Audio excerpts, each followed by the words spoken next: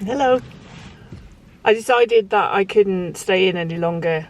I need to go for a walk. I've got so many layers on, I feel.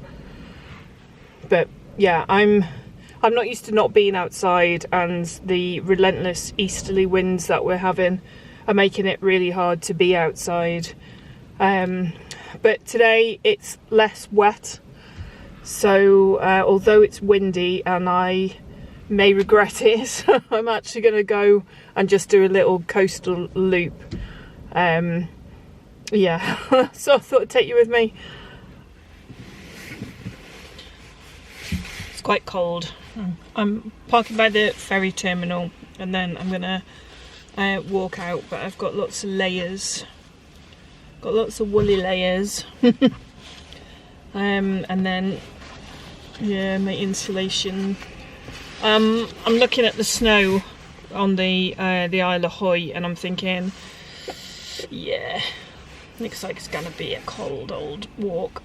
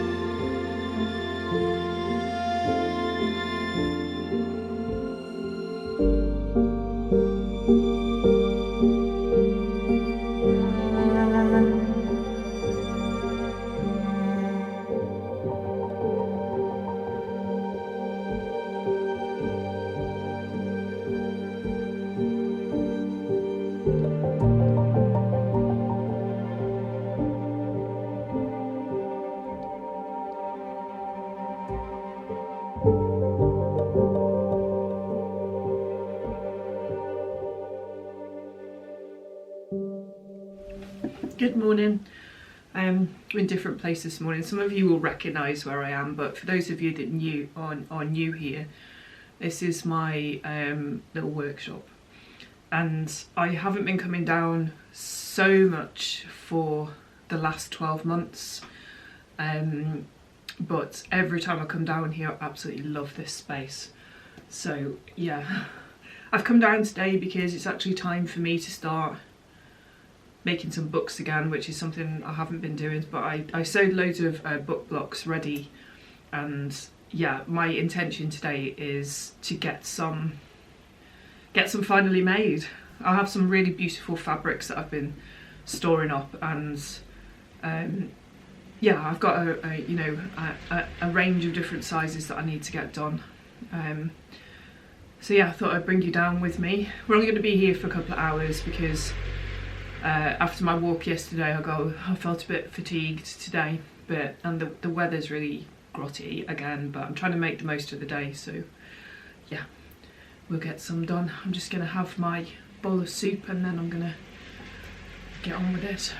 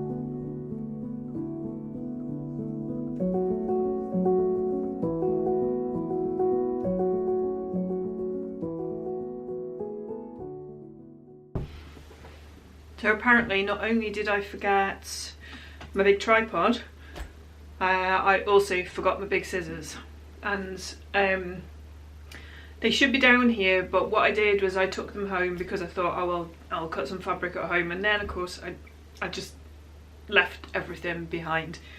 So I'm just going to keep ironing and yeah, get these fabrics. So that what I'm doing is I've ironed the fabric, and then I use an interfacing which also irons across, and this creates a book cloth, so it's thicker, so you know, so the glues don't seep through.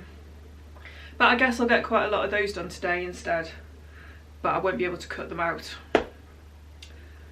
because the scissors I have here are too blunt to go through the fabric, it would appear.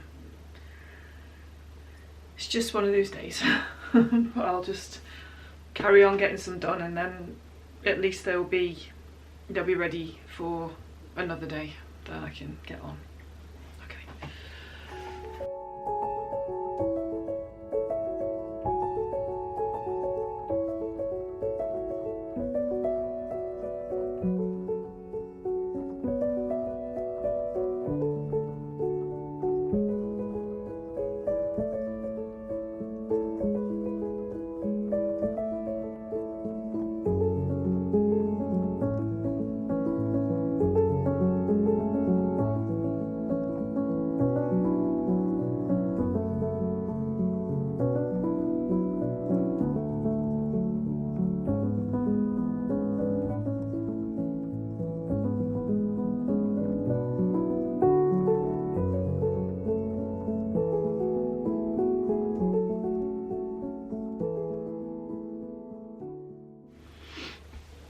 I've decided I'm going to pack up for the day and go home.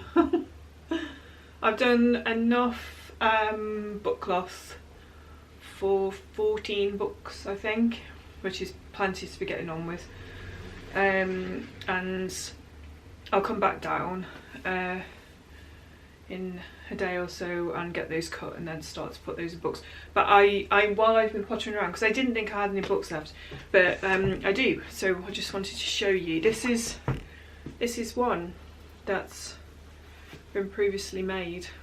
The light's not very good, but I'm hoping that you can see it. So these are, you know, just plain books. Little ribbon. Let's see. So I make the whole thing. I've sewn the book block and everything. And these fabric books are actually one of my favourites. They look absolutely just lovely. But I did find another couple actually. I found this is a marbled one that I did. These will be for sale at some time. There's a marble one, and then I have these little brown ones that I absolutely love as well. But this one inside, it has printed pages, and the pages that I use inside here are from the Victoria Museum that I used to work at, which also printed these posters are up behind me. Yeah, I used to get a lot of joy out of using the prints. I do have a bag full of that stuff left actually, so to use. But like I say, bookbinding is something that I've done huge amounts of, and I used to be a demonstrator at the museum, making books, you know, in the print shop. But since my move to Orkney and settling in and trying to find different sort of spaces to work, I haven't done so many. So those are just, I felt like I needed a break from it.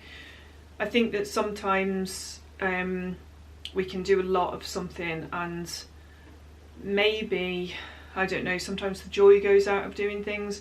I think that's what happened to me a little bit with the bookbinding. I was doing a lot of it and trying to make that kind of,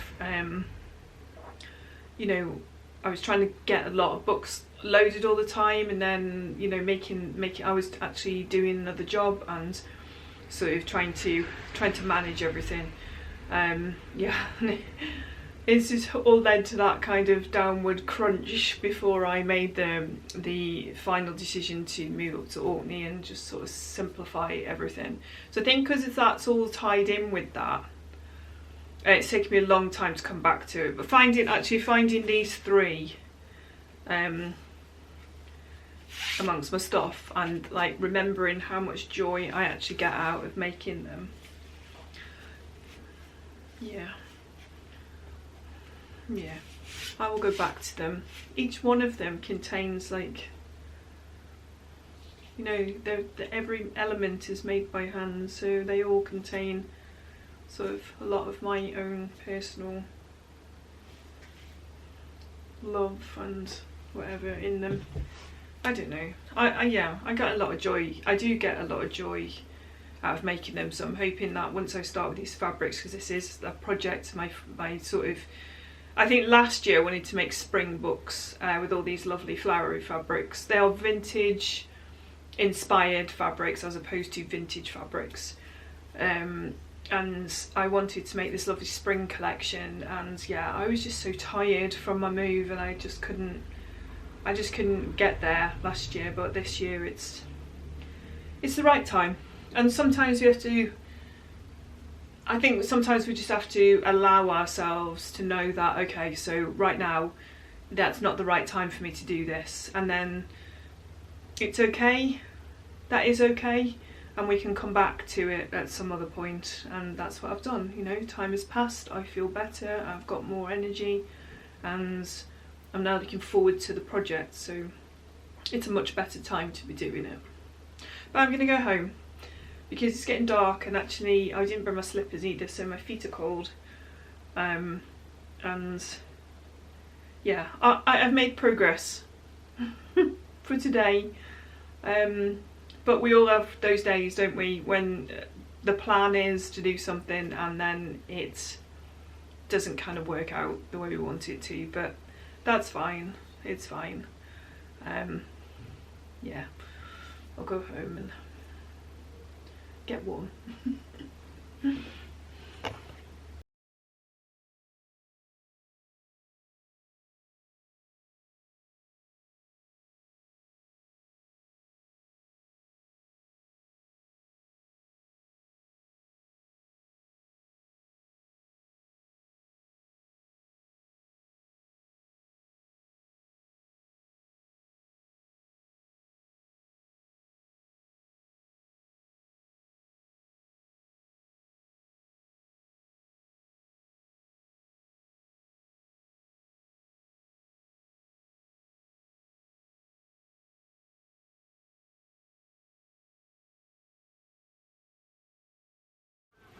Good morning. And as if by magic and a very much needed prescription, the sun has started to shine. It's still, you might be able to see, there's still snow on the ground and it's still sort of in those minus temperatures, but the wind has dropped and the rain has stopped and the cloud has lifted, and it's, oh, makes such a difference.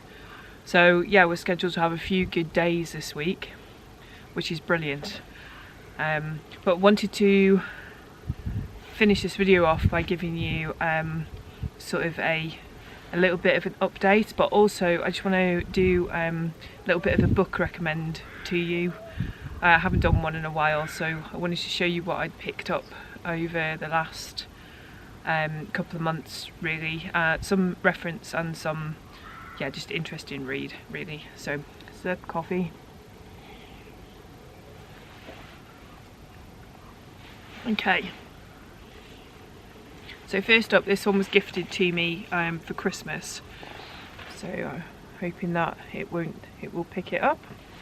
So this one is called Wild Woman: Empowering Stories from Women Who Work in Nature by Philippa Forrester. And yeah, like I say, this was gifted to me. And it's about what it means to be female in the conservation sort of era or world. It says, considers the grit and determination required for women to maintain connections to nature, regulating her experiences from 3 decades of working in some of the wildest places on earth. Philippa contemplates what it takes for women to live and work in the wild. From the 16th century botanist who was the first woman to circumnavigate the globe, to modern day women responding to bear attacks in Yellowstone National Park. Philippa reveals how they benefit from a life spent in the wilderness and how natural world benefits from women. So I was really excited about this, and yeah, it was from a friend who knows me well and knew that I would enjoy a book like this. So yeah, this is like a little paperback, and I haven't started reading it yet, but I'm quite excited to. But one that I have started reading, and actually one that some of you recommended to me, The Lost Flock by Jane Cooper.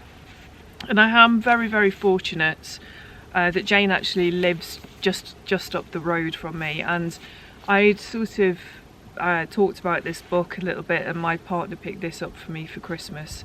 He actually went to Jane's to get this copy, and they had a little chat, and the book came with an invitation to go meet the sheep, so I'm quite excited about that. So I'm about halfway through, and what this book is about is Jane's sort of determination to continue the ancient breed of the Boré sheep.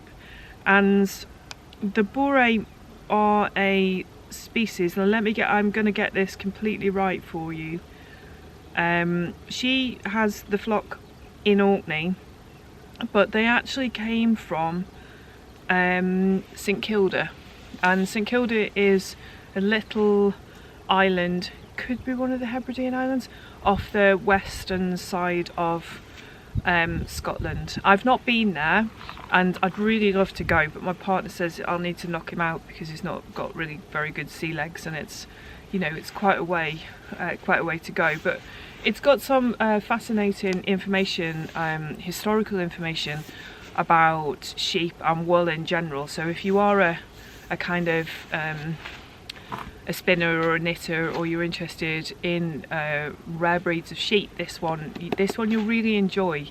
And some of the really interesting bits I read, let me think. Oh, I really enjoyed the bit, these sheep are traditionally plucked as opposed to sheared. There is a technical word for it, and if I find it I'll put it on the screen because I cannot remember what it is. But it used to be a group of men that would go to the island to actually carry out the plucking of the fleece. They would then dye it with the local lichen called crottle, and then they would spin it. So although we associate spinning very much with females, in this historical context we actually have men that are doing the spinning, and I think that's the first reference that I've read.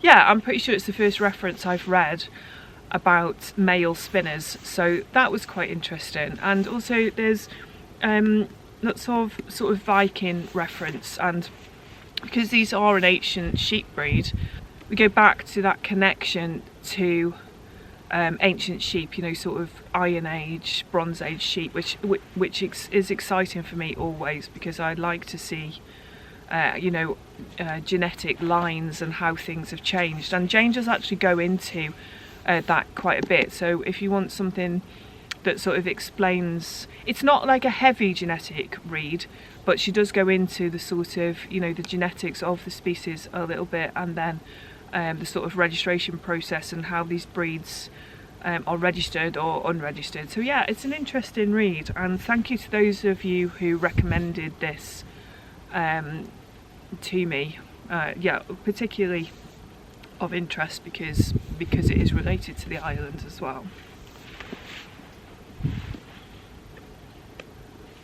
Alright, this is another one that was gifted to me by a colleague at work. It's Nature or Natural Connection by Jocelyn Longdon, and this is to do with Indigenous wisdom and marginalised people and what they can teach us about environmental action. Now this one is a little bit more sort of academic in its approach to environment and environmental sort of awareness and change, but I'm quite looking forward to this. I think some of you've mentioned books to me on Robert Macfarlane, and Robert Macfarlane is one of the names listed here who has reviewed and recommended it. So let me just have a look. Yeah, so it's Natural Connection reclaims the importance of awe for the natural world and reveals how marginalised communities and ancient wisdom can help us create a sustainable mindset and future for the generations to come. So Natural Connection celebrates the histories and extraordinary acts of ordinary people who have paved the way for today's environmental movements. So we talk about women in India, the original tree huggers who pioneered direct action for the communities to combat deforestation. And yeah, we've got people like little case studies from all over the place: Brazil, Iran, Ghana, Ethiopia and the US, who have pioneered sort of ways into environmental action. It's great. Yeah, again, I've not started reading this, but yeah, looking forward to getting stuck into that.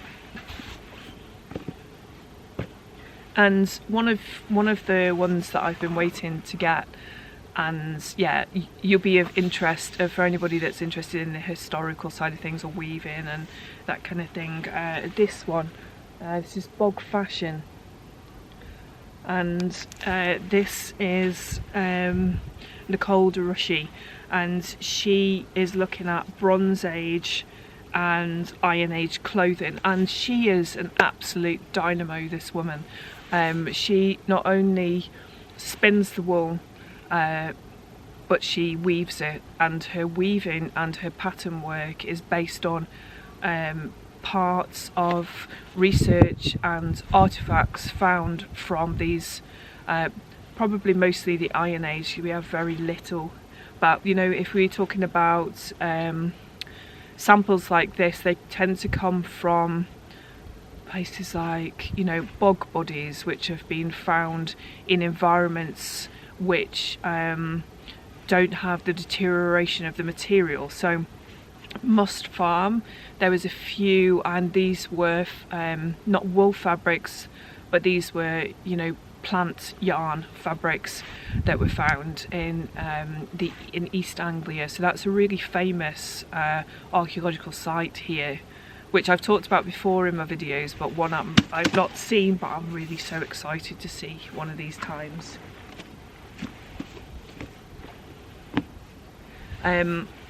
So yeah, so let me just show you, because this is brilliant.